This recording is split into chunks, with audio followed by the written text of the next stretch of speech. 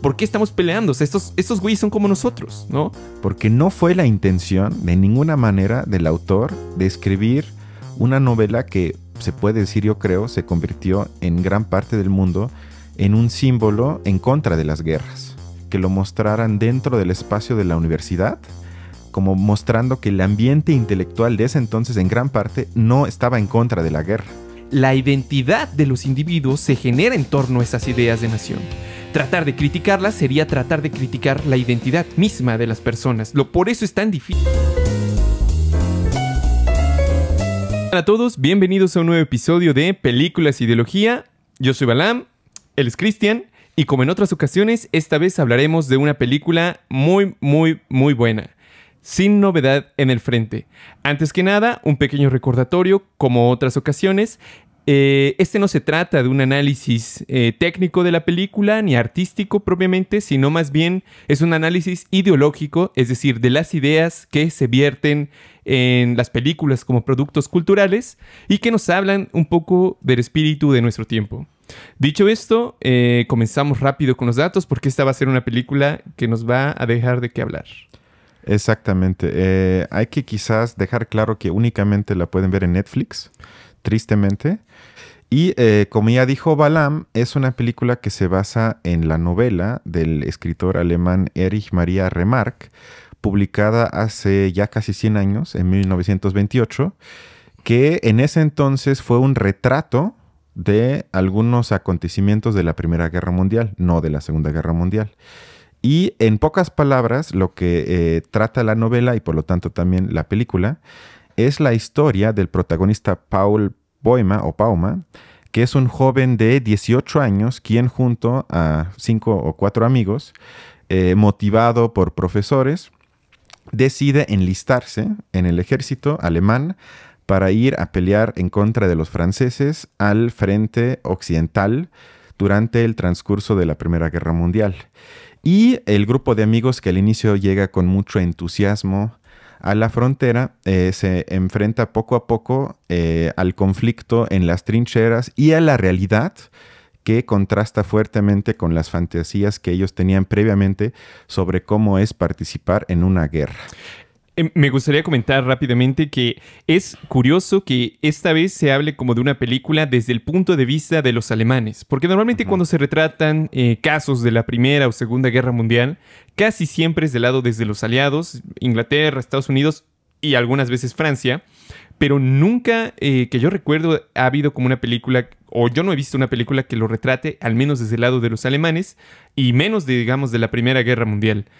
Hay una película que salió hace igual algunos años, que de hecho compitió por el Oscar a Mejor Película, inmerecidamente en mi opinión, que es la de 1917. Y también habla sobre la Primera Guerra Mundial. Trata de ser algo similar a esta, pero desde mi punto de vista no le llega ni a los talones. O sea, definitivamente esta es una gran película, en mi opinión, claro, pero me parece curioso esto, que casi nunca se hable desde el punto de vista de los alemanes. Yo creo que en gran medida porque son los perdedores. No, y creo que es más fácil plantear una trama desde la óptica de los vencedores que luchan contra prácticamente el demonio. Y así, digamos, es más fácil deshumanizar el conflicto y establecer una dicotomía muy simple y fácil para el espectador entre los buenos y los malos. Que en esta cinta en particular me parece que logra el director de sobrepasarlo, de ir más allá de eso y de plantear esta tragedia sobre la que vamos a hablar ahorita. Y nada más para complementando lo de la trama, es que al mismo tiempo, y creo que esa forma de contrastarlo fue un truco inteligente en la película, vemos al político que existió en la realidad, Matthias Erzberger, que fue un político alemán que buscaba llegar a un acuerdo con las potencias del eje de los aliados para terminar el conflicto y evitar, porque él lo dice una y otra vez en la película, un, digamos, derramamiento de sangre más caótico y cruel. Porque él, de hecho, repite una frase, si recuerdo bien, que cada minuto que que se prolongue la guerra significa que mueren más jóvenes de forma, pues se puede decir, sin sentido alguno. Y eso más o menos sería la trama en forma general de la película. Que no es ninguna exageración. Realmente esta película fue para Francia, para Alemania, pero sobre todo para Francia, un derramamiento de sangre quizás como el que nunca habían visto ellos, y el derramamiento en general de sangre que ocurre en la película y en la Primera Guerra Mundial es algo que nunca se había producido en la historia, al menos de la humanidad. Sí, hablamos de 20 millones de muertos en un espacio de 4 años. Es algo... Sí, ¿no? Es terrible, es terrible. Y hay muchos factores para explicar eso. No es un podcast sobre la historia de lo que ocurrió, pero nada más, digamos, para dimensionar lo poderoso que fue el asunto. Opina Eric Hobsbawm, que muchos de los comandantes, de los dirigentes de guerras anteriores de Europa, quizás lo hubieran detenido mucho antes, porque nunca se había llevado como una guerra total. Esa es una de las cosas que caracteriza a las guerras mundiales en general, que son guerras totales, de ganar o perder. Casi nunca, o más bien no llegaron tan fácilmente a un acuerdo, sino después de un derramamiento de sangre terrible. Me parece que en una de las batallas, en el frente occidental justamente, los ingleses tratando de detener el avance alemán, en una batalla desastrosamente cruel, murieron, me parece que en un día, cerca de 60,000 ingleses. En un día. Eso, digamos, son cifras astronómicas y nunca se había visto tal barbaridad, pero hay muchos factores que lo explican. En primer lugar, yo creo, la unión, o yo diría, sí, más bien como la unión tan profunda entre política y economía, que en ese momento se dio como nunca se había dado quizás en la historia. Entonces, eso fue una guerra realmente espantosa. Sí, porque fue la primera vez en la historia que se juntó ya un avance industrial fuerte que llevó a un tipo de armamento que antes no existía. Y en la película se toca, sin que se muestre de manera demasiado explícita. Estamos hablando de armas químicas, de también metralladoras, me parece que ametralladoras, sí, exacto, eso sí, nunca se ha visto. Tanques. Los tanques, o sea, los ataques aéreos. Los ataques aéreos, exactamente. O sea, todo ese caldo de cultivo que lleva a una, hay que decirlo, carnicería humana, que en antiguas guerras, entre comillas, sin romantizarlas porque igual eran brutales, pero obviamente no con ese tipo de avance tecnológico que ya creo que por primera vez se usó una también economía de guerra en los países, de eso también habla Hobsbawm, para literalmente convertir a todo el aparato de un país en una construcción de máquinas para matar. Es muy cierto, exacto. Sí. Y eso lleva, y creo que con eso nos podemos meter un poco a la película porque se muestra desde la primera escena, o sea, hay batallas asesinas, guerra de posiciones, ataques con gas, patrullas en la noche, tiroteos en los bosques, y todo eso, digamos, se repite una y otra vez con una uniformidad casi estereotipada. Y me parece interesante que la novela en su tiempo, hasta el mismo autor lo dijo, que yo escribí un libro, él dijo apolítico, porque él lo único que quiso hacer, entre comillas, es ni una acusación ni una confesión, sino nada más, entre comillas, insisto, quiso describir las vivencias de jóvenes en la frontera de la Primera Guerra Mundial.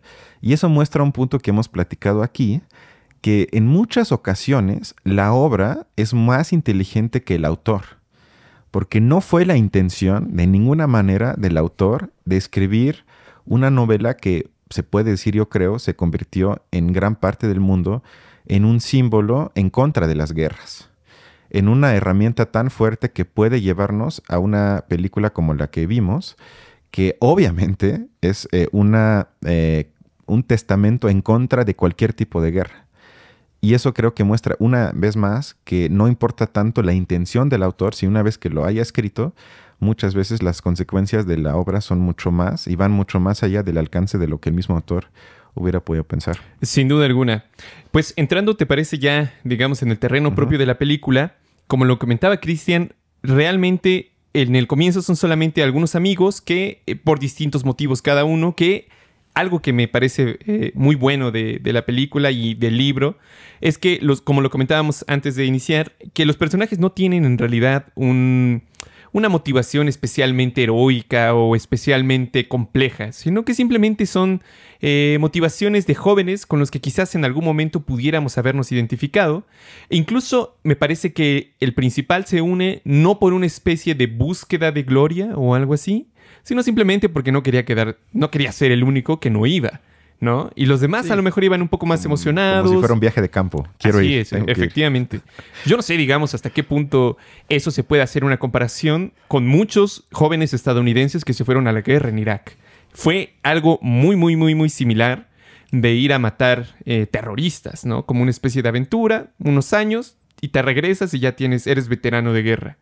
Y las consecuencias, digamos, para los jóvenes de ese momento y para los de 2002, 2003, fueron muy similarmente caóticas. Y bueno, un poco más adelante vemos justamente como uno de los generales, uno de los comandantes que se encargan de reunir a los jóvenes, está dándoles como una especie de discurso en el que los motiva y les dice por la gloria, por Dios y por la patria. Entonces son como los tres elementos con los que trata de motivar a los jóvenes, y ellos terminan sumamente emocionados, ¿no? Es propaganda pura y dura, básicamente. Sí, bueno, nada más ahí hay que decir una pequeña precisión, que fue el profesor de universidad quien dio ese discurso. Ok. O sea, no me parece trivial, porque en ese entonces, o sea, estamos hablando de los primeros 15 años del siglo XX, hubo muchos intelectuales, grandes intelectuales de la talla, no sé, de Thomas Mann, por ejemplo, entre otros, que cayeron en ese tipo de discurso. O sea, que eran, de alguna forma, fueron captados por ese espíritu del tiempo de convertir a la guerra en algo existencial que nos va a llevar al Sein, como diría Heidegger, que nos va a revelar nuestro sentido del ser, etcétera. Es decir, que formaron parte de una construcción de discurso que llevó o que fue parte de la propaganda que, como en la película, manipuló a muchísimos jóvenes y les planteó la guerra como un acto profundamente heroico, ignorando todos los horrores que iban a ver. Entonces, nada más por eso creo que me pareció bueno en la película que lo mostraran dentro del espacio de la universidad, como mostrando que el ambiente intelectual de ese entonces, en gran parte, no estaba en contra de la guerra, sino apoyaba, sí. Por lo menos al inicio, hubo un gran apoyo.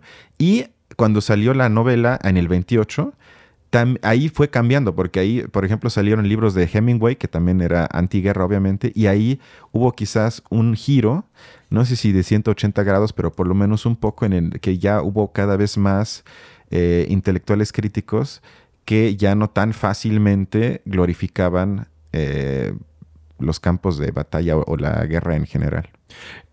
Sí, tienes toda la razón. Y en ese sentido se parece también un poco a lo que se intentó, quizás incluso con mucha más organicidad en la Segunda Guerra Mundial, porque también muchos intelectuales dentro de Alemania, Heidegger, por ejemplo, se fueron en ese sentido.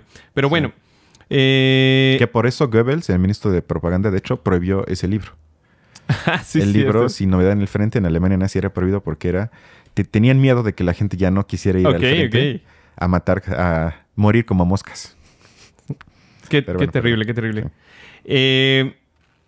Y bueno, más adelante podemos ver cómo van básicamente los jóvenes en los campos. Ya empiezan a entrar, ¿no? Se van en los camiones, empiezan a entrar en los campos.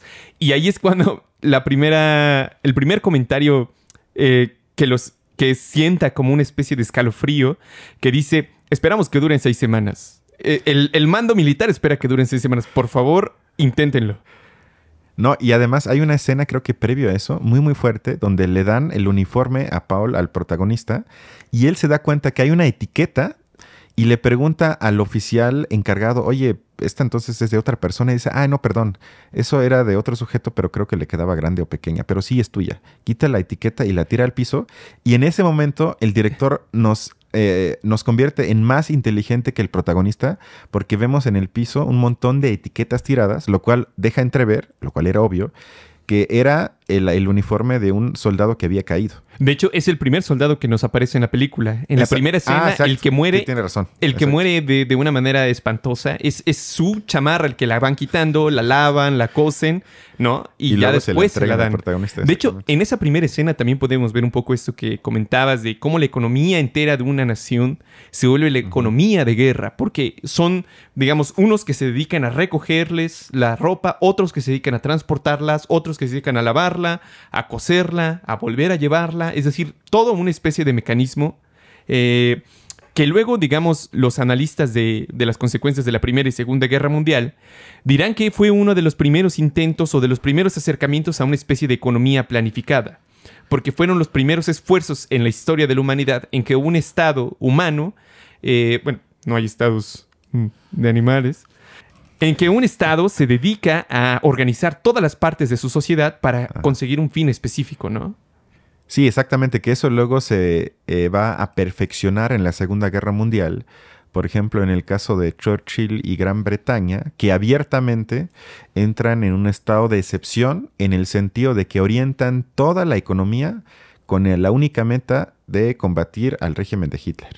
Sí, pero incluso después de que se acabaran las guerras, muchos de los mecanismos que se habían establecido para esa economía de guerra se van a ocupar para la guerra de económica, por así decirlo. Entonces, lo que la Unión Soviética, por ejemplo, estaba demostrando que tenía un gran éxito, que era la planificación económica, y empezaron a crecer de manera bestial, ellos lo empezaron a intentar a su modo, a través del estado de bienestar. Es decir, sin duda esa experiencia de los estados de organizar toda una población, toda una sociedad larga a lo largo de un gran territorio, sirvió o sigue teniendo incluso hoy en día sus consecuencias. Incluso hoy en día podemos ver todavía resquicios de ello. Pero bueno, sí. Continuemos. Sí, no, y además muestra que el Estado sin duda puede orientar la economía sin que deje de ser por eso capitalista. Es cierto. Porque eso se niega hoy en día. Siempre se dice o tenemos Estado o mercado, y eso muestra que no. Sino que puede haber un Estado que oriente todo hacia una meta y aún así funcione bajo la lógica del capital. Sí, claro, porque Ford, por ejemplo, ayudaba en la producción de armamento, de carros, lo mismo que Volkswagen, ¿no? Pero bueno.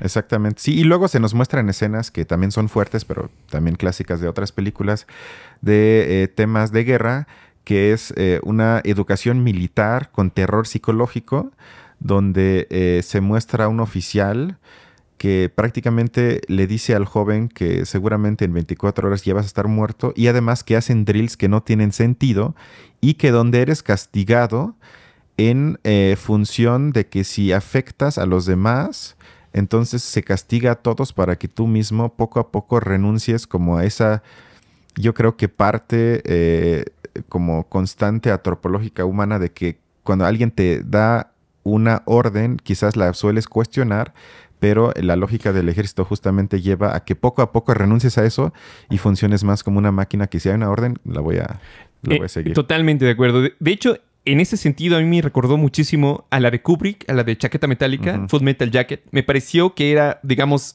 un símil muy, muy bueno. Creo que Kubrick también hace una buena crítica a ello. También es una buena película. Fíjate, también Durkheim tiene una cita sobre eso que dice: en una sociedad cuya organización está definida en un cierto sentido, el individuo no puede mantenerse más que a condición de tener una constitución mental y moral igualmente definida. Es decir, si una sociedad va en tal dirección y el individuo no se encuentra, digamos, mental y moralmente en esa misma dirección, lo más probable es que vaya a tener problemas. En el ejército ocurre esto, pero a un nivel mucho más radical, ¿no? Un ejército tiene que dirigirse de esta manera, y si una de sus partes no va en ese sentido o no está definida en ese sentido, por ende, en este caso, por ejemplo, tiene que ser castigado, humillado para normalizarlo o regularlo con respecto al resto. Es un símil con lo que vemos en la sociedad. La diferencia es de grado, no de tipo en muchas cosas. Es correcto. Y también hablando de grandes autores, hay una escena en la película donde hay un diálogo entre soldados en el que uno le dice a otro que los humanos son o somos bestias. Y eso obviamente es una referencia a la célebre cita de Thomas Hobbes en su libro El Leviatán, en el que pone que el hombre es un lobo del hombre, o el hombre es el lobo para o del hombre. Y esto obviamente lleva a la pregunta si la guerra es parte de alguna forma existencial de nuestra existencia como humanos, y que en consecuencia sería una constante antropológica. Lo que quiero decir es que siempre hubo guerras, hay guerras y siempre habrá guerras. Porque esa cita o esa, yo le llamaría misantropía, yo creo que refleja una, o tiene la implicación de asumir que la naturaleza humana es mala y, por lo tanto, conllevamos como una especie de necesidad bélica inmanente que, por tiempos históricos, tal vez puede haber algunos años de paz, pero que siempre está a punto de salir, a punto de estallar. Y no sé exactamente si eso es correcto, pero se plantea en la película, en el diálogo de esos dos Y soldados. rápidamente, ¿tú qué opinas de eso? ¿Tú crees que Antes de hay como una contestar, especie- es muy difícil de contestar, pero algo que me gusta de la cinta es que lo que no hace es naturalizar a la guerra, pero lo que sí muestra es que si bien no es algo existencial, porque yo compartiría eso, cuando comienza una guerra, sí hay una especie de desarrollo natural por la lógica inmanente a cualquier tipo de guerra. Es decir, que se puede decir que todas las guerras en ese sentido son iguales. ¿Por qué? Porque hay un punto en la cinta donde cuando luchas ya con tu enemigo, entre comillas enemigo, donde ya ni siquiera hay balas, sino agarras lo que sea como arma y lo matas. Y al final te ves ojo a ojo y ves que es un joven igual que tú. En ese momento ya no importa el pleito geopolítico, que los aliados, que el eje del mal y todo, sino se convierte realmente en una batalla bélica entre dos personas a vida o muerte sin sentido alguno. Pero esa lógica, ni siquiera sé cómo llama, pero psicoemocional, donde ya renuncias a cualquier tipo de avance civilizatorio, trato, sino te conviertes prácticamente en una bestia. Eso sí creo que es parte de cualquier tipo de guerra y no tiene nada que ver con que si eres ruso, alemán, francés o gringo, sino una vez que tú aceptas entrar a una guerra, y lo vemos ahorita también en Ucrania, donde se habla de crímenes de guerra de ambos lados, que si aceptamos la lógica de la película, la cual yo creo que es correcto, es que hay como una especie de naturalidad en la guerra, pero que no forma parte de nosotros. Pero si entramos a esa lógica, el desarrollo siempre lleva a deshumanizarnos y en consecuencia lo que vimos en la película. O sea, eso sí creo que se muestra en la cinta. Yo creo que estás tocando, digamos, la escena más impactante de la película. Personalmente me conmovió muchísimo y yo creo que es el punto fundamental de la crítica del director. O sea, en el fondo, en ese momento se rompen el resto de prejuicios y de construcciones culturales porque lo que estás haciendo es matar a otro ser humano. Eso me parece fascinante. Que lo único Creo que lo hace diferente a ti es que nace en otro lugar. Exactamente, o sea, ninguno de los dos, prácticamente los dos son como niños. Los dos son como niños y uno se está matando al otro y es verdaderamente terrible.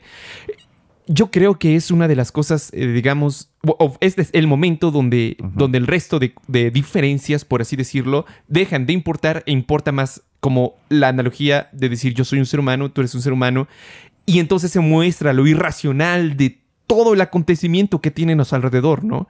En ese momento desconoce el resto de cosas que tiene y dice, ¿qué chingados estoy haciendo, no?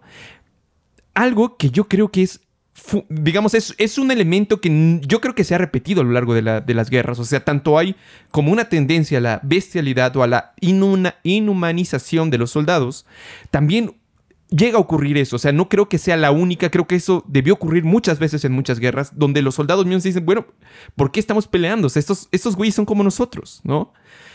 Y yo creo que es una de las cosas que en general los gobiernos se han dado cuenta que puede llegar incluso a ser perjudicial para el propio curso de la guerra o de sus ejércitos. Entonces, lo que muchos ejércitos tratan de hacer, o lo que muchos gobiernos que dirigen guerras tratan de hacer, es evitar esta clase de contactos. Y entonces empieza, por ejemplo, lo hemos visto en las últimas guerras que ha dirigido Estados Unidos en Medio Oriente, que ya no se hacen, por ejemplo, de persona a persona. O sea, ya a veces los soldados no son los que disparan directamente contra los soldados, sino lo que hacen primero es con los drones destruyen todo, tratan de desaparecer prácticamente a los enemigos. Y después llegan los soldados ya nada más a rematarlos. Pero es, digamos, tratar de disminuir el contacto lo más que se pueda. Y yo creo que esa es una de las grandes cosas que nos dijo Snowden, o una de las grandes méritos de, bueno, la acción tan heroica que hizo Snowden, porque lo que él nos mostró es justamente cómo quienes mataban a las personas en Medio Oriente eran simples administradores, por así decirlo, de los aviones a control remoto que están en una oficina en Hawái o en una base militar muy alejada y que lo hacen simplemente como pinche procedimiento administrativo. Estamos dando esto, lo otro, hemos cubierto tal zona, ya disparamos aquí, allá. Y entonces se distancia muchísimo. Ya no hay como un contacto cara a cara, sino que se trata de evitar eso lo más posible para que entonces no haya posibilidad de que tú te humanices en el proceso mismo. O sea, es también como una de las, yo creo, de las cosas más terribles que hemos visto en las guerras actualmente. Esa deshumanización ya llegó a un nivel tecnológico muy, muy alto. Sí, que en el caso particular de esta película y del libro, lo que describe es una tragedia en ese sentido un poco diferente, porque habla de una guerra de trincheras en el frente occidental de la guerra entre Alemania y Francia, donde, de hecho, en la última página del libro, termina con la muerte del protagonista y con el comunicado del ejército que dice en su primera frase: no hay novedad en el frente. No hay nada nuevo. Y además, el movimiento de las fronteras en esos 4 años de guerra, casi 4 años de guerra, fue mínimo. Es decir, que fue completamente inútil. Que murieron, creo que en esa frontera casi 500,000 de personas, algo así, para un avance totalmente insustancial. Más, me parece que murieron en la frontera cerca de 2 o 3 millones. O sea, más, fue muchísimo, fue muchísima gente. Donde no hubo avance de ninguno de los lados. O sea, fue una matanza absolutamente sin sentido, porque por lo menos, digo, ya estoy hablando como Bush o algo así, que por lo menos en esas formas de guerra, vamos a decirlo, más moderna del siglo XXI, son tácticas efectivas. O sea, que yo obviamente jamás apoyaría, pero donde dices, bueno, ahí bajo la lógica bélica estoy acercándome por lo menos al resultado que quiero obtener. En cambio, aquí estamos hablando de que morían y morían y morían sin obtener absolutamente nada. O sea, eso creo que lo hace aún más trágico, porque era completamente inútil. Y yo también quería poner sobre la mesa que el sociólogo alemán Norbert Elias escribió un libro sobre el deporte, donde una de las hipótesis interesantes que plantea es que quizás podríamos entender los eventos deportivos, como por ejemplo el Mundial que ya se avecina, como una forma de sustituto de las guerras. Estoy de acuerdo. Sí, o una forma, digamos, civilizada, entre comillas civilizada, de satisfacer, asumiendo que lo tenemos, nuestra necesidad de competir y de enfrentarnos con otro tipo de, vamos a decirlo, comunidades o países o grupos. Pero ya de una forma no bélica, con reglas y que además es un juego. Sí, digamos como que le quitan la letalidad, lo neutralizan. Sí. Lo mismo pienso, por ejemplo, de los videojuegos competitivos o de muchas competencias de ese sentido, como que permiten tener ese plus de la competencia, quitando la letalidad de los enfrentamientos, ¿no? Incluso luego muchos promueven, o en general, digamos, en los deportes, es como un espíritu deportivo o competitivo, ¿no? De, ok, te gano, pero no por eso soy necesariamente mejor que tú. No, exacto. Y donde además esos lemas que por la patria y todo, los puedes seguir expresando, pero ya por la patria es simplemente te quiero meter goles. Y ya no te quiero meter balas. O sea, se podría leer, insisto, como una especie de avance civilizatorio, que es quizás polémico, pero creo que sí tiene un punto de que si asumimos que hay una necesidad ahí inmanente, por lo menos que las saquemos en cosas que, como bien dijiste, donde ya no haya ningún tipo de, pues vamos a decir, daño físico, porque aunque no sea... Sí, totalmente. Bueno, puede haber daño físico, pero el punto no es matar al otro. Pero eso no es el chiste del juego. Sí, totalmente. Sí. Fíjate, ahorita que metiste ese tema, rápidamente, yo tampoco creo que necesariamente exista como una especie de bestialidad o que seamos malos desde naturaleza, pero sí que creo que nuestro propio desarrollo no puede estar separado del resto de desarrollo de organismos y animales en el mundo. Y en general la evolución, es decir, el hecho de que los animales sean quienes sean, nuestra inteligencia y todos los demás, son producto de la evolución que al final de cuentas es realmente una lucha muy difícil dentro de la naturaleza. Es decir, esta lucha no es únicamente humana ni somos los únicos que lo hemos tenido. En general, a lo largo de millones de años ha ocurrido y yo siento que hasta cierto punto son como consecuencia de ese pasado evolutivo muy, muy grande que en los seres humanos se fue no eliminando, sino traduciendo o complejizando en intereses políticos, sociales, económicos, que de alguna manera también se enfrentan. Hoy en día vemos ese enfrentamiento todavía. El punto justamente es hasta qué grado nosotros podemos, a través de la razón, ponerle un límite. O sea, hasta qué punto podemos parar esa lógica, por así decirlo, evolutiva o histórica, y justamente volver esos mecanismos como de competencia o ese deseo, si tú quieres, humano o no, hasta qué punto lo podemos neutralizar, hacerlo no letal. Yo creo que también, bueno, ese es uno de los retos de la racionalidad y de la modernidad en general. Y de lo más difícil. Y de lo más difícil, sí. De lo más difícil, porque sigue ocurriendo. Sí, no, y por eso esa película, creo que no lo hemos dicho, es más urgente que nunca o llega casi en el momento perfecto, porque estamos, digo, siempre ha habido guerras, antes también del enfrentamiento entre Ucrania y Rusia, pero esta, digamos, está más presente en los medios y en el discurso público. Y hablando de eso, también una parte en la película importante son las escenas donde se muestran los esfuerzos diplomáticos, donde la cinta, como ya dije, juega con el contraste de imágenes entre el horror de la frontera y la casi banalidad, que hasta una vez el general francés se queja de que el croissant no es del día, sino es del día de ayer o antier. Y ese juego de contraste entre la total bestialidad que viven los soldados en la frontera y la calma con la que se rechazan las soluciones diplomáticas, me parece que hoy en día sería como si quieres hacer una comparación entre el mundo de Twitter, donde hay como esos cantos bélicos casi de ambos lados que piden que unos por la libertad, otros contra la opresión, sigan, luchen, no caigan ante el tirano o lo que sea.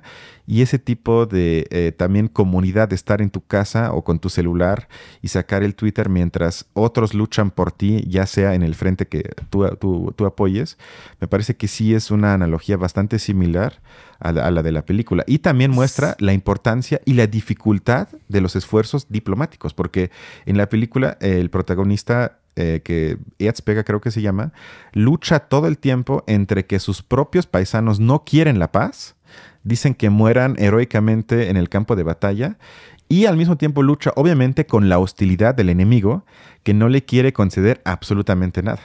Y eso sí está muy difícil. Sí, totalmente. Pero fíjate que yo creo que esa crítica quizás vaya un poco más en el sentido de las clases sociales. Porque quienes iban a morir eran prácticamente gente de clases bajas. Trabajadores. No eran, digamos, de las clases altas, quienes eran los que estaban dirigiendo las guerras, por así decirlo. Y me parece que en su momento esto lo identificaron muy bien o con bastante precisión los comunistas y socialistas de ese tiempo. Porque hay que decirlo, en ese tiempo hubo también como una gran campaña antes de que explotara la guerra por detenerla en favor más bien de una lucha de clases. Es decir, es el primer momento en el que vemos que mucha de la propaganda se hacía para decir trabajadores de estos países no deben pelear por las clases altas de sus países. Ellos son los enemigos en sí. Nosotros, todos los trabajadores, las clases bajas, en vez de matarnos entre nosotros, hay que matarlos a ellos o hay que enfrentarlos a ellos. Y una muy buena parte, por ejemplo, de la propaganda que se hacía, sobre todo, si no mal recuerdo, Luxemburgo estaba un poco bastante metida en ello. Y también Lenin, por ejemplo, en Rusia. Y se hacía mucho hincapié en esta cuestión. Lamentablemente, esta solidaridad entre trabajadores no se logró. Y finalmente se enfrentaron. Pero creo que esa crítica todavía se puede hacer incluso hoy en día. Al final de cuentas, son las poblaciones trabajadoras de Ucrania y de Rusia las que se están enfrentando en este caso en específico. Y en el caso específico de Estados Unidos con sus invasiones, básicamente son estudiantes de clases trabajadoras las que se van a morir en Irak y van a matar a gente de clases o a gente pobre en Irak, básicamente. Sí, estoy de acuerdo, sin embargo es complicado porque casi todos los nazis, entre ellos también el mismo Hitler, fueron soldados en la frontera de la Primera Guerra Mundial y eran de clase trabajadora. Bueno, yo creo que ahí se complica, pero estoy hablando nada más de lo de la Primera Guerra Mundial, donde la propaganda sí fue muy de unir a los trabajadores para evitarlo. Y siempre van los hijos de gente que no tiene poder, o sea, totalmente, gente que tiene influencia siempre, y lo último siempre es lo mando a otro país para que estudie y ya no lo tengo que mandar a la frontera, en eso estamos de acuerdo, sí. Otra cosa que también, o sea, esta posición yo le llamaría de pacifismo radical, muchísimo nos hace falta en la actualidad.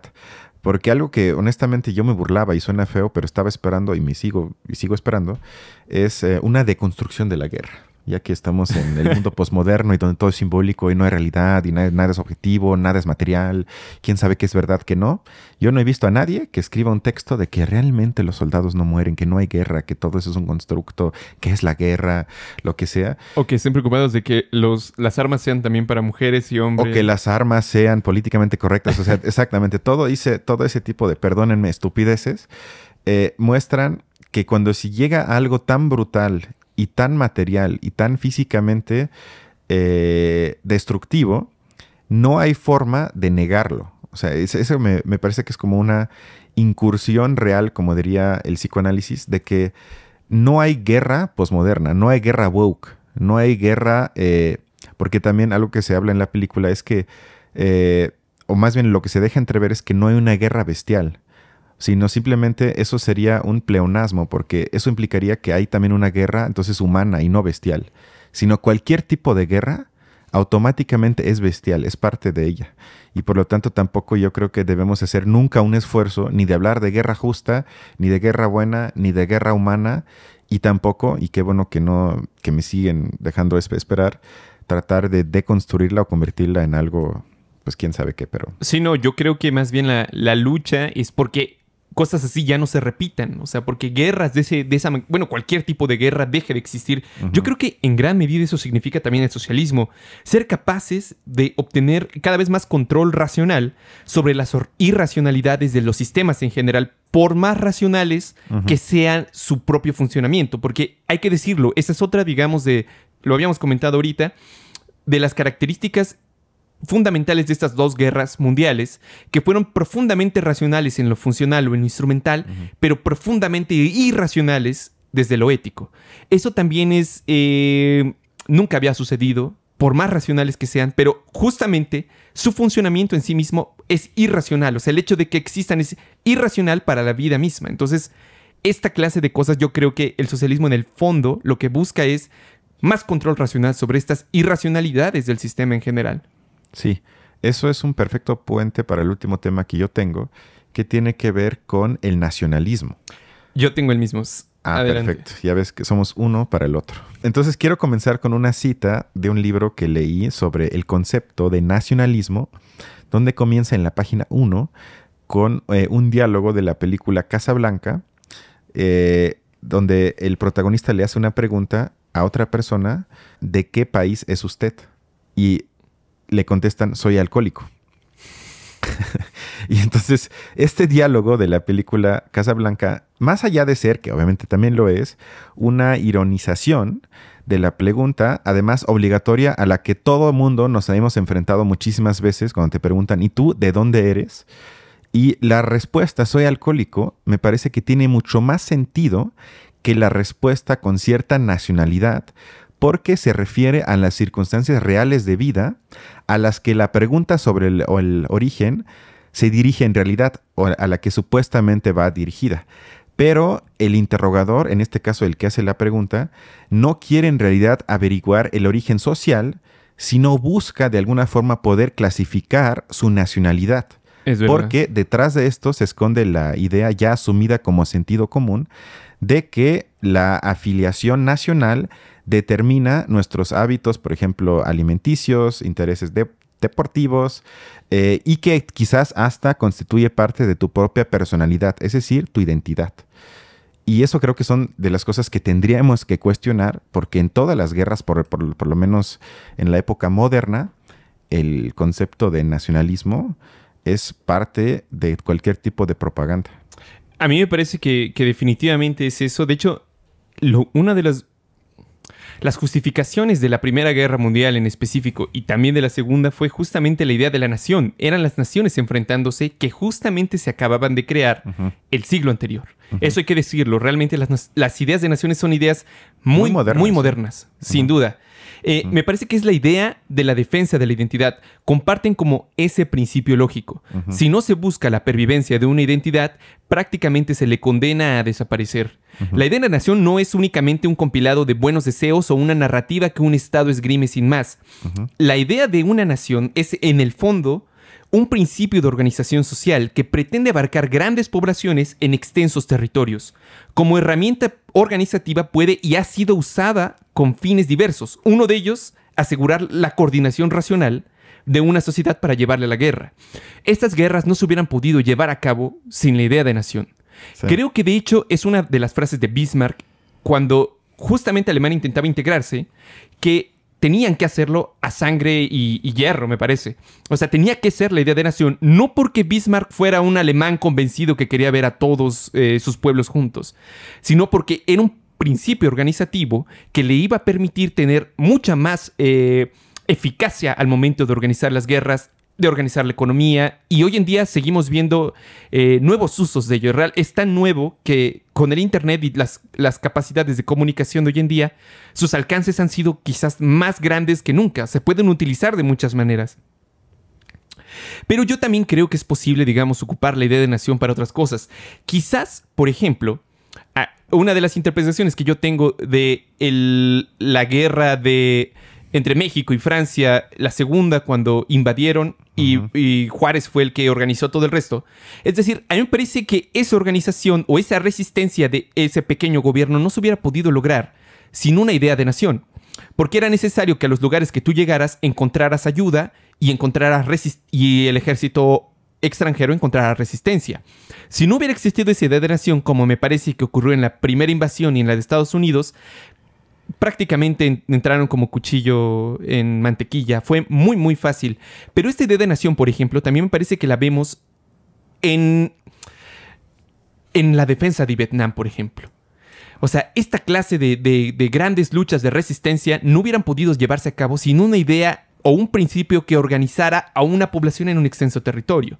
De hecho, me parece, y ya con eso termino, que durante la Segunda Guerra Mundial, la idea que al final esgrimió Stalin para poder defender el último reducto en la última batalla fue la idea de nación. O sea, Stalin gritó a la madre patria, a la madre rusa. No le gritó al socialismo, no le gritó a la Unión Soviética y al comunismo. Gritó por la madre Rusia. Y de hecho cantaron una canción o un himno, algo así.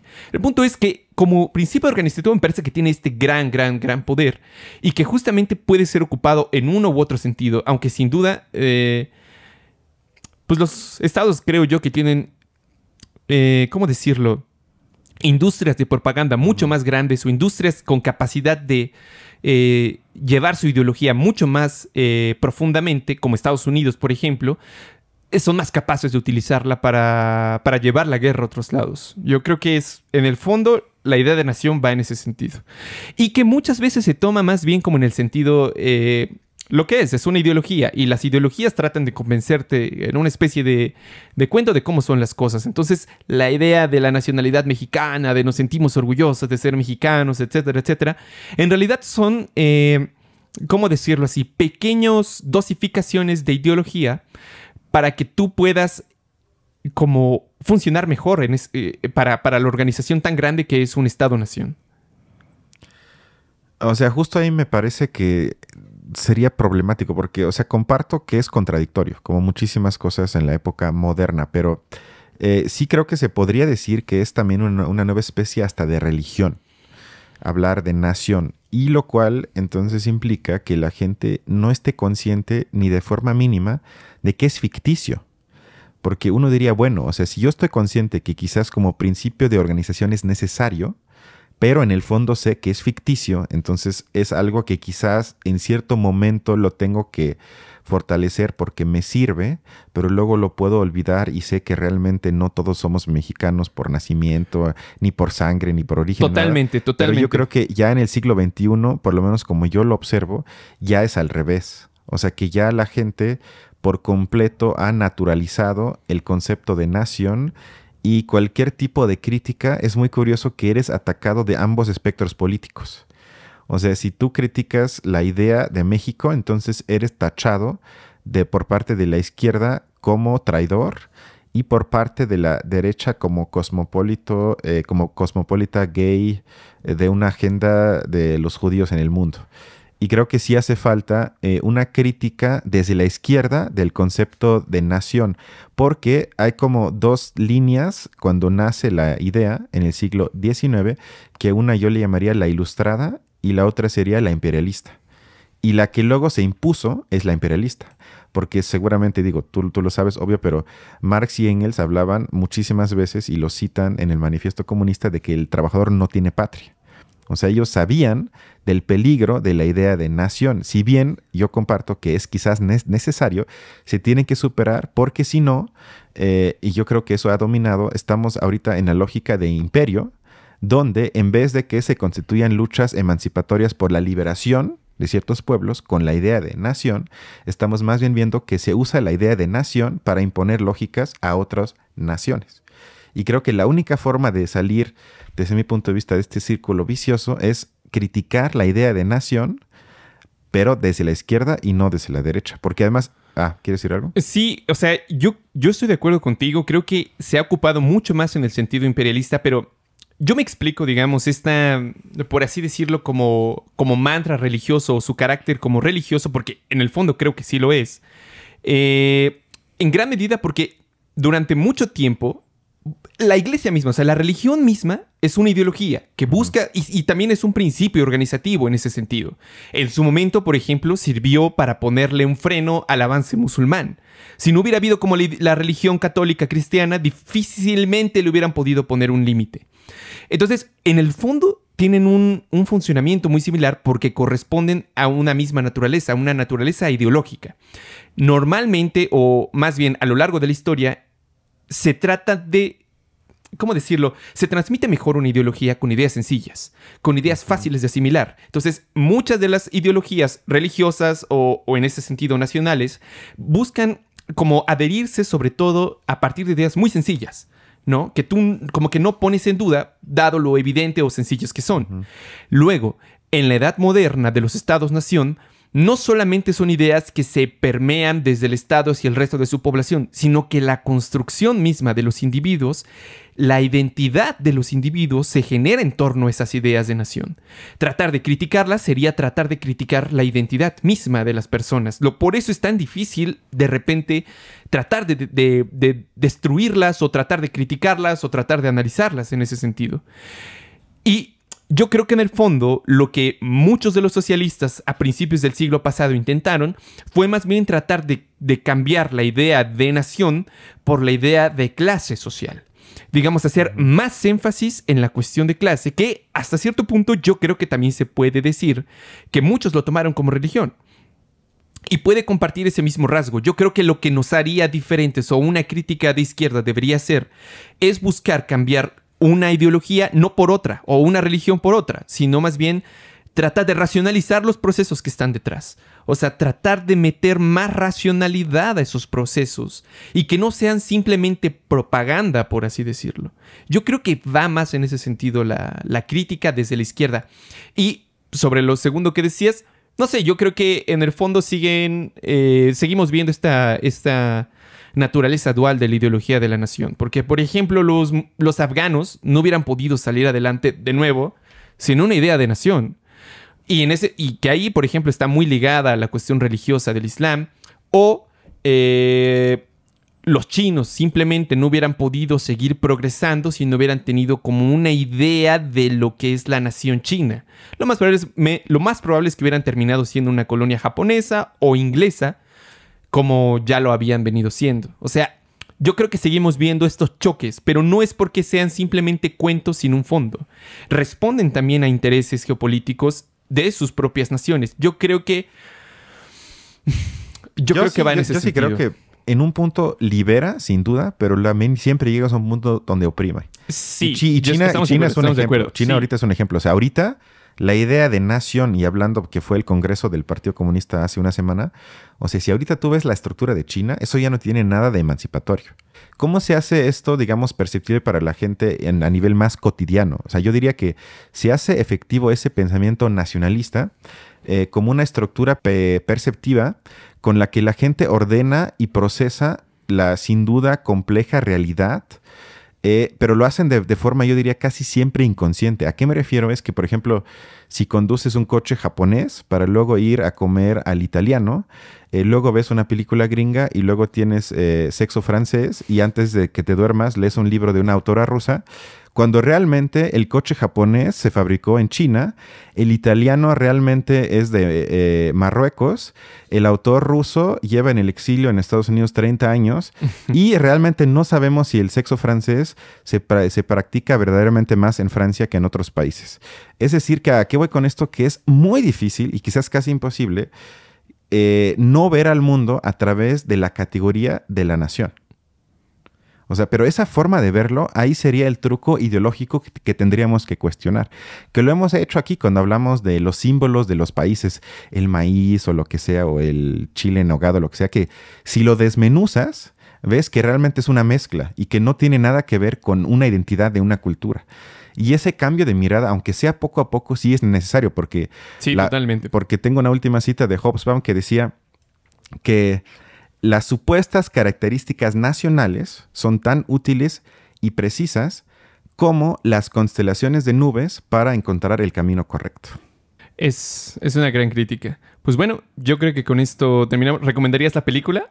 Sin duda. O sea, creo que es una película que hasta yo la Claro voy que a ver sí. una vez más Sí. y hay que verla sin duda. O sea, si pueden, aprovechen. Aunque es dura, Y pero es larga, necesaria. pero sí, sin duda, sin duda. Bueno, pues nos vemos entonces en un siguiente episodio de Películas e Ideologías. Hasta la próxima. otra.